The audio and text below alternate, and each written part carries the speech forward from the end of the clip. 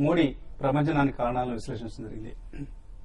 మోహన్ గారు, సో ఇందాక మీరు అడిగిన క్వశ్చన్ ఎందుకు రాహుల్ గాంధీ గారు ఓడిపోయే పరిస్థితిలో ఉన్నారని. ఇప్పుడు మీరు ఈ లాస్ట్ 10 years మోడీ గారేమో 8 లక్షల మెజార్టీతో గెలవడం చూసాం వారణాసిలో, ఈయనేమో ఇక్కడ పాపులాడుతున్నాడు గెలుపు కోసం. కరెక్ట్ అండి. అంటే మీరు ఈ యూపీఏ ప్రభుత్వం 10 ఏళ్లు పరిపాలన చూస్తే దాంట్లో 2 పార్ట్స్ చేస్తే యూపీఏ 1, యూపీఏ 2 కింద. యూపీఏ 2లో అండి చాలా దేశం దిగజారిపోయింది అనమాట. ఒకటేంటి, కరప్షన్ స్కామ్స్ చాలా ఎక్కువైపోయాయి. రెండోది ఏంటి, ఇన్ఫ్లేషన్ పెరిగిపోయింది. మూడోది ఏంటి, పాలసీ పెరాలిసిస్ జరిగింది. ఈ 3 కారణాలతో అసలు డెవలప్మెంట్ జరగలేదన్నమాట. ఇండస్ట్రీ బాగా స్లో డౌన్ అయిపోయింది. ఏమైంది, జీడిపి రేట్స్ 4%, 4.5% అంటున్నారు. కొత్త ప్రాజెక్ట్స్ రావట్లేదు. ఇప్పుడు మిడిల్ క్లాస్ లో చూస్తే మీరు వాళ్ళకున్నటువంటి జీతాలు అలాగే ఉండిపోయాయి, ఖర్చులు బాగా పెరిగిపోయాయి, ధరలు పెరిగిపోయాయి. అప్పుడు ఏం చేస్తారు మీరు, ఈ ఎవరి మీద స్పెండ్ చేయగలరు, భోజనం మీద స్పెండ్ చేయాలి. కాబట్టి ఈ సర్ప్లస్ మనీ తగ్గిపోవడంతో చదువు చెప్పడం కూడా తగ్గించేశారు అనమాట. ఈ ఎడ్యుకేషన్ ఫీల్డ్ లో చూసారంటే మీరు, ఈ ఎడ్యుకేషన్ స్కిల్స్ ఇంప్రూవ్మెంట్ కోసం అని చెప్పి డబ్బు చాలా తగ్గిపోయింది. అంటే దానికి కారణం ఏంటి, ఆ డబ్బు తగ్గిపోయింది. ఇప్పుడు మన పిల్లలకు చదువు చెప్పడం లేదంటే అది ఇట్స్ లీడ్ ఇండికేటర్ అనమాట. ఫ్యూచర్ ని మనం ఈ రోజు చూసుకోవటం లేదు, ప్రస్తుతం చేయడానికే వీలు కావట్లేదు అనమాట. దాని మూలంగా అండి చాలా ఫ్రస్ట్రేట్ అయిపోయి ప్రజలు. అందుకోసం మోడీ గారికి 300+ సీట్స్ తో సంథింగ్ ఇచ్చారనమాట. మోడీ గారు చెప్పింది ఏంటి, ఎంతసేపు ఆయన చాలా వరకు మీరు ఆయన స్పీచెస్ చూసారంటే క్రిటికల్ గా మాట్లాడలేదండి పాస్ట్ గురించి. ఆయన ఫ్యూచర్ ఏం చేస్తా అన్నారు. చెప్పాను కదా, 400+ టైమ్స్ ఒక స్పీచ్ లో డెవలప్మెంట్ గురించి మాట్లాడారు అనమాట. దాని గురించి ఇట్స్ ఎ పాజిటివ్ ఓట్ అనుకుంటున్నారు. More than the negative vote, it's a positive vote for Modi అండి. ఓకే, సో సురేష్ గారు, నిన్న కూడా మనం ఒక సెమినార్ లో అటెండ్ అయిన సెమినార్ లో చూసాం. మెకెన్సీ వాళ్ళు కండక్ట్ చేసిన ఒక సెమినార్ లో ప్రధానంగా జాబ్ క్రియేషన్ అలాగే గవర్నెన్స్, ఈ 2 ఇష్యూస్ గురించి మాట్లాడటం జరిగింది. అండ్ ఇవాళ ఫలితాలను చూసినా కూడా మనకు కోర్స్ తెలంగాణ అనేది కొత్త రాష్ట్రం. ఇక్కడ ఉద్యమం కోసం పోరాడిన పార్టీగా టీఆర్ఎస్ పార్టీకి అధికారం కట్టబెడుతున్నారు ఇక్కడ ప్రజలు. కానీ అక్కడ మాత్రం గతంలో చంద్రబాబు నాయుడు చేసిన డెవలప్మెంట్ ని ఇప్పుడు మన ఈ కొత్త రాష్ట్రంలో కూడా ఆయన ఆ విధానాలు అవలంబిస్తారు. ఎక్కువ మందికి జాబ్స్ క్రియేట్ అవుతాయి, మంచి గవర్నెన్స్ వస్తుంది అన్న ఒక ఆశలు, అంచనాలు కనిపిస్తున్నాయి. ఈ ఆశల అంచనాల్ని కొత్త రాష్ట్రంగా ఏర్పడిన తర్వాత ఎదురయ్యే ఛాలెంజెస్ ను అధిగమిస్తూ చంద్రబాబు నాయుడు తీర్చగలరని అనుకుంటున్నారు. తప్పనిసరిగానండి. ఐ థింక్ అదొక ఆప్షన్ కూడా కాదు. I think India is changing, definite గా ఇట్స్ చేంజింగ్. అండ్ సో పొద్దున్న చెప్పినట్టు if you look at next 10-15 years, India is going to be it's already the youngest country, but we are getting even more younger. We are workable age population అండి చూస్తే. I think చాలా uncertainties కనిపిస్తున్నాయి. కొత్త రాష్ట్రంగా ఆంధ్రప్రదేశ్ లో నిధులలేమి ప్రధాన సమస్య అవుతుంది. ఇప్పటిదాకా Tier 1 సిటీ అనేది అక్కడ ఒకటి లేదు. గ్రాడ్యుయేట్స్ సంఖ్య చూస్తే just 6% of the population is graduates. Employable resources చాలా తక్కువ ఉన్నాయి.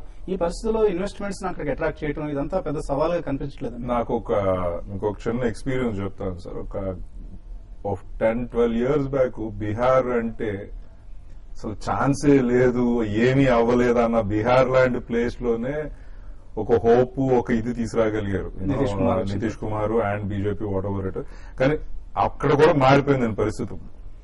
So why will we not, I mean we're not even that bad. Now if you look at what people from Andhra are doing, I mean ఇక్కడ మోహన్ రెడ్డి గారు ఉన్నారు, చౌదరి గారు ఉన్నారు, I mean these are people of ఇక్కడ ఏమి ఎవరు they were not born with the golden spoon or something. They build everything. And I think that is the biggest thing you have to recognize అండి ఆంధ్రాకి. Now Chandrababu Naidu garu has already done it once, and now what he has to do is keep enabling them. He doesn't have to do anything. ఈ వీళ్ళంటి వాళ్ళని మీరు ప్రోత్సహించి వాళ్ళని enable చేసి వాళ్ళకి కావాల్సింది ఇలాగే పొద్దున మీకు చెప్తున్నట్టు ఈ పర్మిషన్ కోసం 18 నెలలు వెయిట్ చేస్తాం ఫర్ నో గుడ్ రీజన్. ఇలాంటివి కాకుండా అదే కదండి చేయవలసింది. ఇప్పుడు మోడీ గారు జీవీ ప్రసాద్ గారు చెప్పడం మనం విన్నాం. నిన్న ఆయన షేర్ చేశారు కదా, విదేశాల్లో ఎదురైన అనుభవానికి ఇక్కడ ఎదురైన అనుభవానికి పూర్తిగా వైరుధ్యం. ఆయనకి చైనాలోని కాదు, ఐ థింక్ ఏదో ఆఫ్రికా గవర్నమెంట్ మాకు దోమ కూడా వచ్చి మిమ్మల్ని కొట్టదని చెప్పి గ్యారంటీ ఇస్తున్నారు. మా కంటి రెప్పల్లాగా మిమ్మల్ని కాపాడుకుంటాం. మన పరిస్థితి ఏంటంటే ఇక్కడ. So I think once he brings that in, I think it will happen.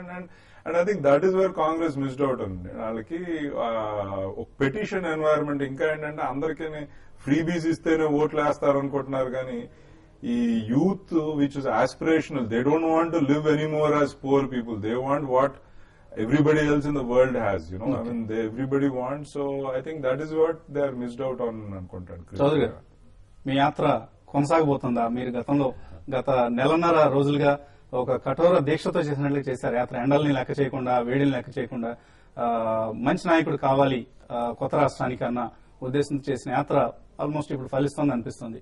So మీ యాత్ర కొనసాగబోతుందా? ఆంధ్రప్రదేశ్ రాష్ట్రానికి ఈవెన్ తెలంగాణ రాష్ట్రానికైనా పెట్టుబడులు ఆకర్షించేందుకు ఎటువంటి ప్రయత్నాలు మీరు చేయబోతున్నారు? అంటే మా యాత్ర పర్పస్ వచ్చేసి మంచి నాయకుని ఎన్నుకోండి అని, that was the main objective అండి. అది అయిపోయింది. Phase 1 IDF what ever project అది కంప్లీట్ అయిపోయింది. ఈ ఫేజ్ 2 చాలా ఉంది చేసేది. ఇందాక మోహన్ రెడ్డి గారితో కూడా డిస్కస్ చేస్తున్నాను. మనం చేయాల్సింది చాలా ఉందండి. పర్టికులర్ గా మీరు చెప్పినట్లు మనకు అప్పుల బాగా ఉంది, తర్వాత డెఫిసిట్ బడ్జెట్ ఇవన్నీ ఉన్నాయి మన సీమాంధ్ర రాష్ట్రానికి. దాన్ని డెవలప్ చేయాలా, కొత్త వాళ్ళకి ఉద్యోగాలు క్రియేట్ చేయాలంటే it's not a easy task అండి. ఇది అందరూ కలిసి చేస్తేనే వాళ్ళ ఆస్పిరేషన్స్, లేకుంటే మళ్ళా వాళ్ళంతా అరే మేము చంద్రబాబు నాయుడు గారికి ఓటేసాము కానీ ఇంకా మాకు ఉద్యోగాలు రావటం లేదు, మా ఇంకా డెవలప్మెంట్ కావడం లేదు, ఆ క్వశ్చన్ మార్క్ రాకూడదని. అది రాకుండా చేయాలంటే మటుకు ఒక టీం అనేది ఏ విధంగా అయితే ఆ రోజుల్లో రాళ్ళూరు అప్పుడున్న హైదరాబాద్ ని ఈ రోజు ప్రపంచ పటంలో ఒక ఐటీ సిటీగా ఏ విధంగా డెవలప్ అయింది, ఊరికే కాలేదండి అది. ఆ రోజుల్లో మోహన్ రెడ్డి గారు మేమంతా మైత్రిలో చిన్న ఆఫీస్ లో ఆయనకి 500 స్క్వేర్ ఫుట్ ఆఫీస్, చిన్న ఆఫీస్ ఉండేది. చిన్న డిజిటల్ మ్యాప్ డిజిటలైజేషన్ చేసేవారు. అక్కడ నుంచి ఇంత పెద్ద కంపెనీ తీసుకొచ్చారంటే ఊరికే రాలేదండి. సో మనం ఎటువంటి స్కామ్లు చేయకుండా, ల్యాండ్ గ్రాబింగ్ చేయకుండా మేము ఎక్కడ అసలు నేను కూడా అలాట్ చేశాను వీళ్ళందరికీ ల్యాండ్ అలాట్మెంట్. నేను ఆ కమిటీలో ఉన్నాను. మాకు ఒక ఫోన్ కూడా పొలిటీషియన్ దగ్గర నుంచి ఎవరి దగ్గర నుంచి రాలేదు. మెరిట్ ప్రకారమే వీళ్ళందరికీ ల్యాండ్ అలొకేట్ చేశాము. తర్వాత ఏం చేసినా కూడా ఒక టార్గెట్ పెట్టుకుని మనం ఇన్ని కంపెనీలు తీసుకొని రావాలా, ఇట్లా డెవలప్ చేయాలని చెప్పేసి కష్టపడి చేసామండి. అంతకంటే ఎక్కువ కష్టపడి చేయాల్సి వస్తుంది సీమాంధ్రలో. ఇప్పుడు అలాంటి డెవలప్మెంట్ తీసుకురావాలంటే ఆ రోజుల్లో కాంపిటీషన్ కూడా అంత ఉండేది కాదు. ఇప్పుడు కాంపిటీషన్ చాలా ఎక్కువగా ఉంది. మిగతా రాష్ట్రాలు, మిగతా కంట్రీస్ కూడా కాంపిటీషన్ తయారైపోయింది. ఇలాంటి ఈ రెండు రాష్ట్రాలే పోటాపోటీగా కొట్లాడుకోవాల్సిన పరిస్థితి. మా దగ్గర ఉండంటే మా దగ్గర ఉండండి. ఇలాంటి పరిస్థితుల్లో అందరూ కలిసి, ఆల్ లైక్ మైండెడ్ పీపుల్ అంతా కలిసి మనం ఒక పథకం ప్రకారం క్వార్టర్ ఆన్ క్వార్టర్ మనం ఏం చేయదలుచుకున్నాం, ఒక మీడియం టర్మ్ అంటే లాంగ్ టర్మ్ విజన్ పెట్టుకోకూడదండి. Medium term, short term vision పెట్టుకుని అవి ఎట్లా మనం ఎగ్జిక్యూట్ చేయాలి, ఈ 5 years లో how we can bring the development. తర్వాత నిన్న డిస్కషన్ లో కూడా ఈ కరప్షన్, లేబర్ లాస్ ఇవన్నీ చాలా ఉన్నాయి. ఈ ఇష్యూస్ అన్ని మనం రిజాల్వ్ చేసి తర్వాత నాయకత్వం, చంద్రబాబు నాయుడు గారు నాయకత్వంలో అవి రిజాల్వ్ చేసి ఇండస్ట్రీని తీసుకొస్తే ఐ థింక్ బంగారు భవిష్యత్తు ఉంటుందని చెప్పి మనం అనుకుంటాం. కానీ దానికి ఎఫర్ట్ అయితే చాలా ఉందండి. చౌదరి గారు ఇంకా సీమాంధ్ర గురించి మాట్లాడుతున్నారు. తెలంగాణ పరిస్థితి మోహన్ రెడ్డి గారు. తెలంగాణ 2 రాష్ట్రాల్లో ఉండి చాలా పెద్ద ఆపర్చునిటీ ఉందన్నమాట డెవలప్మెంట్ కి. నేను హైదరాబాద్ గురించి చెప్తాను. హైదరాబాద్ లో ఉన్న ఇన్ఫ్రాస్ట్రక్చర్ బట్టి చూస్తే మీరు దాని తర్వాత రియల్ ఎస్టేట్ తో కంపేర్ చేస్తే రియల్ ఎస్టేట్ అండి it's about half the price of Chennai అనమాట. బెంగళూరుతో కంపేర్ చేస్తే 1/3 ద ప్రైస్. మీరు ఇన్ఫ్రాస్ట్రక్చర్ ఫెసిలిటీస్ చూస్తే ఉచ్చిపోయి చెన్నై కన్నా ట్వైస్ బెటర్ ఉంటుంది, ఆ బెంగళూరు కన్నా థ్రైస్ బెటర్ ఉంటుంది. అంటే value for money almost 9 times వస్తుంది అనమాట. మరి బెంగళూరుతో కంపేర్ చేస్తే ఐటీ సంస్థలు కూడా జస్ట్ అబౌట్ 1/3 to 1/4 ఉన్నాయండి. 25%. ఇప్పుడు మన హైదరాబాద్ నుంచి వచ్చిపోయి $1.5 billion, $2 billion చేస్తున్నారు. బెంగళూరు నుంచి అప్పుడే $6 billion, $8 billion జరుగుతా ఉందన్నమాట. అటువంటి పరిస్థితుల్లో sorry, I take that back. I think I got my numbers wrong. The difference is much larger అనమాట. సో హైదరాబాద్ లో బాగా ఇంకా ఐటీ సంస్థలను వృద్ధి చేయడానికి పరిస్థితి ఉంది. అందుకోసం తెలంగాణ రాష్ట్రంలో ఐటీ కూడా చేయొచ్చు అనమాట. ఐటీఐఆర్ రీజన్ ఎలాగో వస్తుంది, ఐటీఆర్ రీజన్ వస్తుంది, అదొక ఆపర్చునిటీ అండి. దానివల్ల బాగా పెట్టుబడులు పెట్టడానికి రావాల్సి వస్తుంది.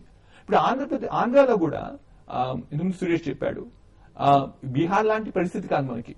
చాలా బాగా డెవలప్ అయింది ప్రస్తుతానికి కూడా. మేము ఐటీ సంస్థలు పెట్టుకున్నాం. నా దగ్గర కాకినాడలో ఒక 1000+ పీపుల్ ఉన్నారండి. వైజాగ్ లో 400 పీపుల్ ఉన్నారు, ఇంజనీర్స్ అనమాట. అదే కాకుండా ఇక డెవలప్మెంట్ కి వస్తే ఆంధ్రాలో మీరు ఈ రీజనల్ కాన్సెప్ట్ తో, అంటే క్లస్టర్ కాన్సెప్ట్ తీసుకొచ్చి వైజాగ్ లో ఒక క్లస్టర్ తయారు చేసి, కాకినాడలో 2వ, గుంటూరులో 3వ, నెల్లూరులో 4వ, 5వదేమో కడపలో, 6వదేమో అనంతపురంలో అలా పెట్టుకుంటూ వస్తే పూర్తిగా స్టేట్ ని డెవలప్ చేస్తే మనకు ఓవరాల్ డెవలప్మెంట్ వస్తుంది, ఇంక్లూజివ్ డెవలప్మెంట్ వస్తుంది. అటువంటి డెవలప్మెంట్ చేయాలంటే ఒక లీడర్ చేయగలరు, అది చంద్రబాబు నాయుడు గారు. అందుకోసం ఆంధ్ర ప్రజలు చాలా తెలివిగా ఆయన్ని పవర్ లోకి తీసుకొస్తున్నారు. ఆయన తప్పకుండా he live up to our expectations అండి. మీ ఛానల్ ద్వారా I congratulate him for all that he has done. Singularly, he brought back Telugu back to power. With lot of obstacles and hurdles. శ్రమపడ్డారు, శ్రమపడి communicate చేశారు. ఆయన చేసిన మంచి విషయాలు తప్పకుండా అందరు కమ్యూనికేట్ చేశారు, చక్కగా విన్ చేశారు. ఓకే, సో బాలగారు మన ఫేవరెట్ మార్కెట్స్ విషయానికి వస్తే ఇంకా లాభాలు కొనసాగుతున్నాయి. అఫ్ కోర్స్ పీక్ లెవెల్స్ నుంచి తగ్గాయి. 1000 పాయింట్స్ ప్లస్ లాభపడిన సెన్సెక్స్ ఇప్పుడు 680 పాయింట్ల లాభంతో కనిపిస్తుంది. అంటే ఇది ప్రాఫిట్ బుకింగ్ అంటారా, లేకపోతే just little bit of cooling of తర్వాత మళ్ళీ అగైన్ మళ్ళీ విన్నింగ్ స్ట్రీక్ ను కొనసాగిస్తుంది అనుకుంటున్నారు?